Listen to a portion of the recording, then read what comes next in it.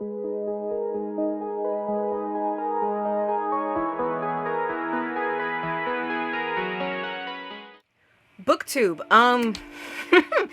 it's been a minute. Hi, hello, my name is Ash and welcome back to my channel. If you're new here, hello. If you're returning, welcome back and thank you for sticking around because, like I said, it's been a couple of months.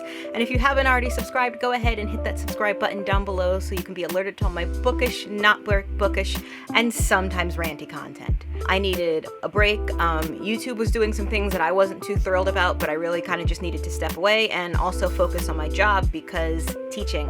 But now that it's summer and things are starting to wind down again, I wanted to jump back into booktube and start creating some more content.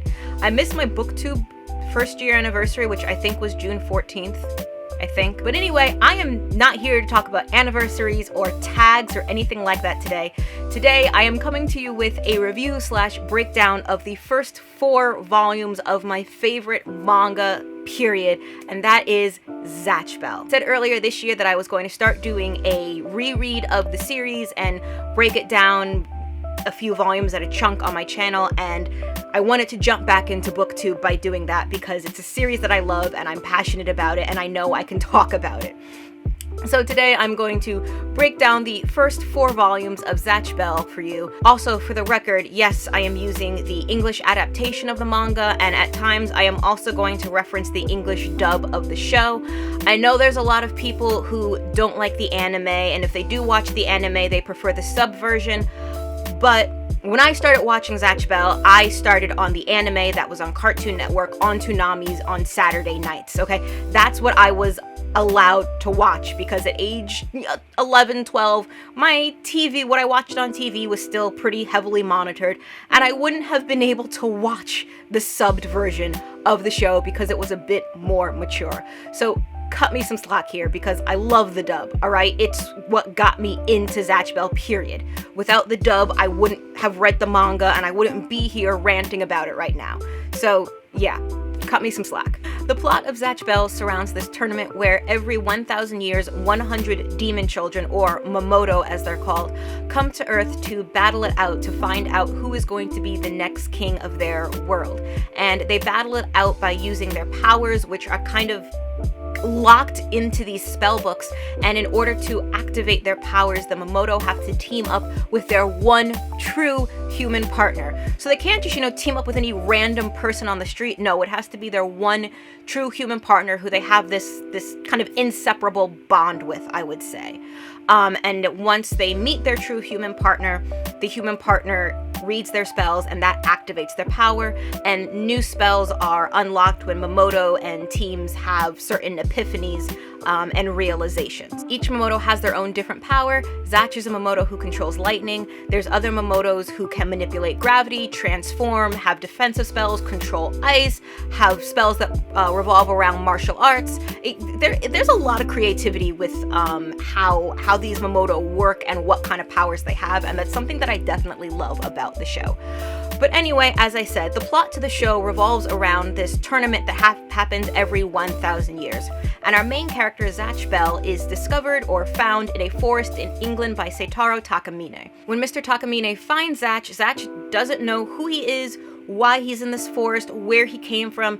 Zatch is a complete clean slate, which is actually, it sucks for him, but it's kind of a cool plot device because Zatch is figuring things out just as the rest of us are finding things out. So when we start Zatch Bell, Zatch doesn't know about this Momoto tournament. We don't find out about this tournament for the Momoto King until the end of Volume 1, and it's given in some exposition by 2 other characters. But when Mr. Takamine meets Zatch and nurses him back to health, Zatch wants to find a way to repay him, and because Zatch is so kind and genuine and empathetic and really just the sweetest little child you have ever met, Mr. Takamine decides he's going to send Zatch as a birthday present to his soon-to-be 14-year-old son, Kiyo Takamine. When we meet Kiyo, Kiyo sucks. Okay, when we first meet Kiyo, he's yelling at his mom, he's yelling at kids he goes to school with. Kiyo has a bit of an ego problem, and his father thinks that Zatch is going to be the perfect person to try and turn him into a more empathetic and understanding human being. So off Zatch goes to Japan. And of course, upon arriving in Japan and meeting Kiyo and Kiyo accidentally mispronouncing Zatch's name, and the mispronunciation sounds like a spell in Zatch's book. Kiyo turns out to be Zatch's human partner, and Zatch sends a lightning bolt that blasts a hole in Kiyo's room. And that is the first time that we see Zatch's power on display. So there, Kiyo and Zatch are unraveling Zatch's mystery as we go on. Later in the first volume, they encounter another Momoto who has ice powers, literally turns a stream into floating fish popsicles. So we're learning about this battle, as I said earlier, just as Kiyo and Zatch are kind of uncovering this mystery. When Zatch and Kiyo face off with Ice Boy, his name's actually Raycom, and his partner Hosokawa, Zatch and Kiyo actually overpower them after Zatch unlocks his second spell, and Raycom's book just goes up in flames. And he starts freaking out and tries to put it out, and then we start watching as he slowly starts to fade away as his book burns. So then we come to this realization, as Zatch and Kiyo come to this realization, that if Zatch's book burns, he's going to fade away. And Zatch also kind of comes to this realization that he's the one who's shooting out the lightning. He thought Kiyo was doing it at first. Kiyo comes to this realization that this game, or this whatever this is that Zatch is from and he's involved in, is a lot more dangerous and risky than it seemed in the beginning. And we, the audience, viewers / readers, realize how fragile and frail the book is. I mean, we just saw this poor kid, his book burned and he faded away. So that's one more clue to the mystery that, we've started uncovering. But Zatch is horrified because now he thinks he's some sort of freak. And keep in mind, they still haven't found out why Zatch is here. They don't know about this battle. They just know that this kid who kind of looks like Zatch, who also has a book, his book burned and he disappeared. We don't even find out about the battle for Momoto King until the end of Volume 1, and that concept is introduced through Sherry and Brago, another human Momoto duo, who essentially show up and demand that Kiyo hands over Zatch's book. Side note, I really like Brago and Sherry as a duo. Throughout the series, they have an amazing fighting style, but Brago, for probably about the first 10 volumes, 48-ish episodes, was my favorite Momoto, and then he promptly got dethroned by someone else. Sherry starts explaining the Momoto battle, and that each Momoto has to pair up with a human partner, and the partnerships do battle, and the object is basically to keep burning books until one Momoto is left standing, and that Momoto is king. Kiyo doesn't really know what to make about what Sherry is saying, but he does know one thing. If they take Zatch's book and burn it, Zatch goes away. So Kiyo is really hesitant to hand over Zatch's book. The two duos have a brief battle in Kiyo's house, and Zatch and Kiyo are completely, hopelessly overwhelmed. Even with his more basic, weaker spells, Brago just completely blows them out of the water. They make a point in Zatch Bell to talk about how powerful Brago is at times, and it's not without reason. Dude's a beast. But in the end, Sherry decides not to burn Zatch's book. She leaves them be and basically tells Zatch, you don't let anyone else burn your book. We're going to be the ones to do it, so you stay in this competition. Personally, I think Sherry let them go because Kiyo was really adamant in that battle about protecting Zatch as a friend and making up for some of the mistakes that he made earlier in the volume and kind of and treating Zatch really poorly.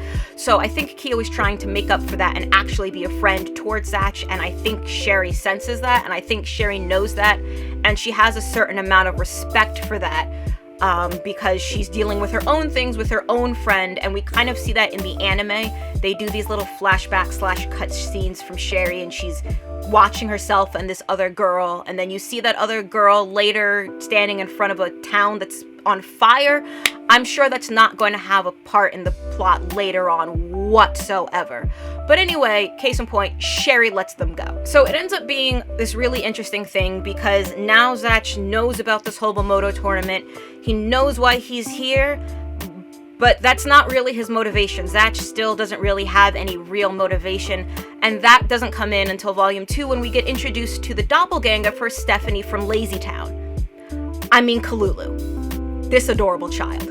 Kalulu is a very kind, very sweet Momoto, and she doesn't want to fight. She doesn't want to be in this battle, but she didn't have a choice. She didn't get a choice. So because she didn't want to fight, and I think it's alluded to that she tried to run away, but basically her spells and her book give her an alternate personality that likes to fight. So she is forced to fight. She doesn't get a say in it. That's a lot more horrifying to me as an adult than it was as a child. But anyway, Kalulu ends up being a danger to herself and everyone else around her. So when she encounters Zatch, she asks Zatch to burn her book. She forfeits all claim to the king, to being king of the Momoto world. She just wants out of it because she's not cut out for this. She doesn't want to fight anymore. But she does tell Zatch, you know, if we had a kind king, a benevolent king, someone who could finally put an end to all this fighting, people like me who don't want to fight wouldn't have to be subjected to this. And that's where Zatch promises and swears to become a good and kind, a benevolent king. And that literally frames Zatch's motivation for the rest of the series. His goal is to become a kind, a good king, and when he encounters other Momotos, potentially friendly Momotos, he wants their assurance that if they win the battle, they'll also be a good king. For Zatch, it doesn't really matter who becomes king as long as they're good, as long as they're kind, as long as they're going to rule over their people with benevolence. It should be noted, I don't think I did mention this, Momoto can't burn their own books, which is why Kalulu couldn't burn her book. It's why Zatch had to do it. I really enjoyed this because it really got the plot moving, because now Zatch has a motivation. Now he has a reason for wanting to be in this fight. He wants to be a kind ruler so all this fighting can stop. I mean, when you think about it, these are kids. Most of the Momoto that we've encountered are like 6 years old at this point. So we're literally dealing with kids here. So this idea that kids are fighting in this battle royale to find out who's going to be the next king of their world, it's a lot. And again, it didn't bother me when I was in middle school reading and watching this, but as an adult and as someone who works with kids, it's horrifying. Does it stop me from liking the series? No. The other thing that I want to touch on in this little first 4 volumes review is the characters. Makoto Raiku is really a master at character work, where there's not a character in this manga or in the anime who doesn't have flaws.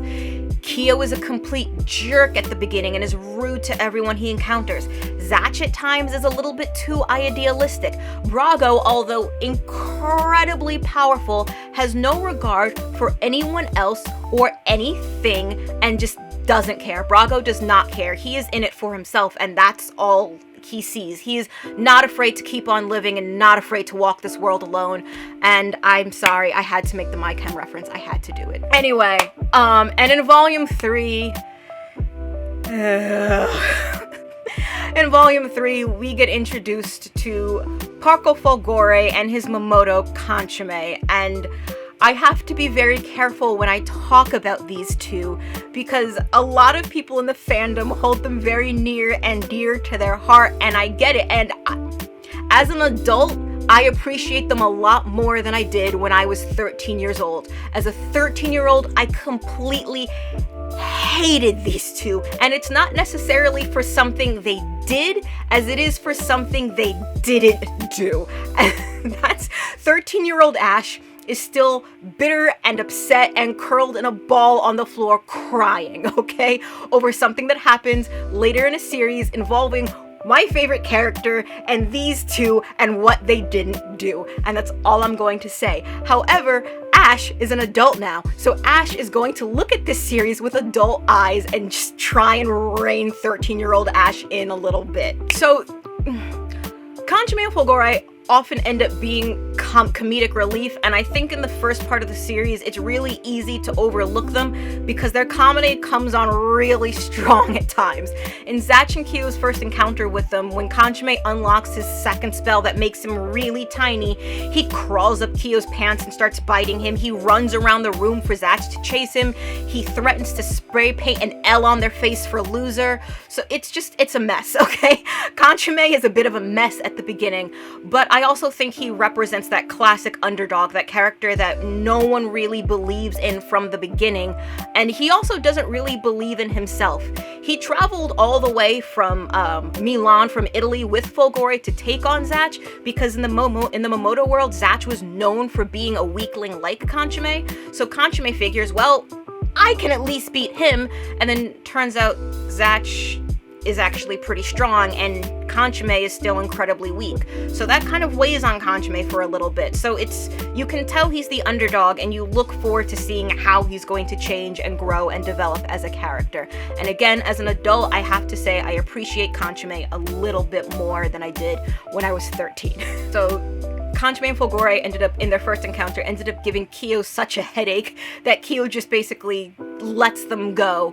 And Zatch thinks it's kind of admirable that Kanchime just wanted to become stronger. So you see that Kanchime is a bit of a weakling with room to grow, but you also, again, see that kindness and that empathy in Zatch, and I love that about Zatch. He is very kind, he is very empathetic, and even to a fault, a lot of the times he does try to see the good in everything. The last important duo, at least to me, that we get introduced to in the first 4 volumes are Tia and Megumi. Megumi is a Japanese pop idol, and Tia is this incredibly closed off Mamoto child. Tia doesn't let anyone else in. She is closed off. She has walls up all around her that she refuses to let anyone get through. With good reason, because when she got to the human world, she ran into her best friend from the Mamoto world. She was really excited to see him, except he didn't really return the feeling and basically said, "There are no friends in this battle, you have no friends here," and then promptly yeeted her off the top of a church. Or if you're watching the anime, yeeted her off a boat. So yeah, Tia's got a lot of hard feelings inside of her, and with reason. When Tia runs into Zatch, who's just trying to get into Megumi's concert, she automatically thinks that he's there to attack her, but she learns that he isn't. And then her, former best friend from the Mamoto world, Prep Boy Peter over here, shows up. I'm kidding, his name is Marus. But anyway, he shows up and starts to attack them, and Zatch jumps in front of his attack to defend Tia. Tia has to learn to trust Zatch when Marus shows up and starts attacking them, and it's hard for Tia. She doesn't want to trust Zatch because of the pain she's been put through by Marus, but by the end of the volume, they defeat Marus, burn his book. Zatch makes Tia swear a pact to also become a kind king. So we kind of see these team-ups, these friendships starting to form, and that brings me into the themes. Zatch Bell has a heavy emphasis on the power of friendship and the power of teamwork and how important it is to recognize and understand that you are never alone. And I really love that about the series, and I think for someone who felt pretty lonely in middle school when I was watching the show, that was something that was really important to me. I'd even argue that, Zatch Bell is really just a bunch of found families. Kiyo and Zatch treat each other like brothers, so do Kanchime and Fulgore. Tia and Megumi treat each other like sisters. Lori and Kalulu treated each other like sisters, and as the show goes on, we see a lot of familial dynamics play out between Mamoto and their human partners, and I think that's something that I really, really enjoy about Zatch Bell. This manga and the anime are just so chock full of these relationships that you grow to love, but at the same time, because we know that these books can be burned any minute, you're also really nervous. I think it was Billiam who said it in his Zatch Bell was weird video, that it's not, these other Mamoto's name on the title. Zatch is going to be fine, but it's these other Mamoto that you see in the series that you grow to love that you have to worry about. So each battle is risky, because in each battle, a Mamoto could lose its book. So still, even as a full-fledged adult, over a decade later, one of the things I still love about this manga is how much it emphasizes friendship and being together, and just, again, recognizing that you're not alone and you don't have to fight your battles alone. Unless you're Brago. If you're Brago, you probably have time to fight a Mamoto, go to Hot Topic, and then join the Black Parade. Okay, I'm done. I'm gonna wrap up this video. It feels really good to be back. I had a lot of fun doing this. The next time I talk about Zatch Bell, it'll be a breakdown and a review of volumes 5 through 8, so be on the lookout for that. And hopefully I'll have some more content coming soon. Thank you for those of you who stuck around and have been patient with me. Give a like, give a subscribe if you feel so inclined, and I will see everybody in the next video.